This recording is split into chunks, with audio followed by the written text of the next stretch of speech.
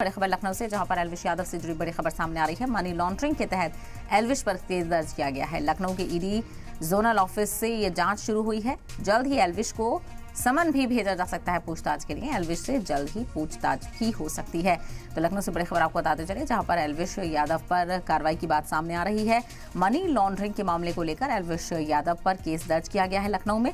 लखनऊ के ED zonal office से जांच शुरू की है। तो लखनऊ के ईडी जोनल ऑफिस ने इस मामले को लेकर जांच शुरू की और जिसमें एल्विश यादव की मुश्किलें बढ़ सकती हैं। तो जल्द ही एल्विश यादव को समन भी भेजा जा सकता है पूछताछ के लिए और एल्विश यादव से पूछताछ भी की जाएगी। तो बड़ी खबर आपको बता रहे हैं, एल्विश यादव से जुड़ा हुआ एक और मामला लखनऊ से सामने आ रहा है, जहां पर मनी लॉन्ड्रिंग मामले के तहत एल्विश यादव पर लखनऊ में केस दर्ज किया गया है।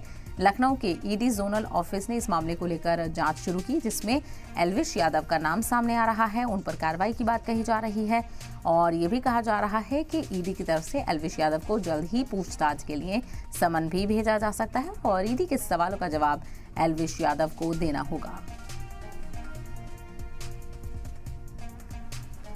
तो एल्विश यादव से जुड़ा हुआ एक और मामला, मनी लॉन्ड्रिंग से जुड़े हुए मामले में एल्विश यादव पर केस दर्ज किया गया है। लखनऊ के ईडी जोनल ऑफिस ने इस मामले को लेकर जांच शुरू की है और मनी लॉन्ड्रिंग से जुड़े हुए मामले में एल्विश यादव का नाम सामने आ रहा है। तो जल्द ही एल्विश को समन भेजा जा सकता है। तो एल्विश से जल्द ही इस मामले को लेकर पूछताछ हो सकती है। ऐसे में देखना बेहद अहम होगा कि आखिर ईडी की तरफ से कब समन जारी किया जाएगा। तो एक और मामला, इससे पहले सांपों से जुड़े हुए मामले को लेकर एल्विश यादव की मुश्किलें बढ़ी थी और अब क्या मनी लॉन्ड्रिंग मामले को लेकर भी मुश्किलें बढ़ जाएंगी, ये देखना बेहद अहम होगा। तो लखनऊ से ये जानकारी सामने आ रही है, जहां पर एल्विश यादव से जुड़े हुए एक मामले में केस दर्ज किया गया है।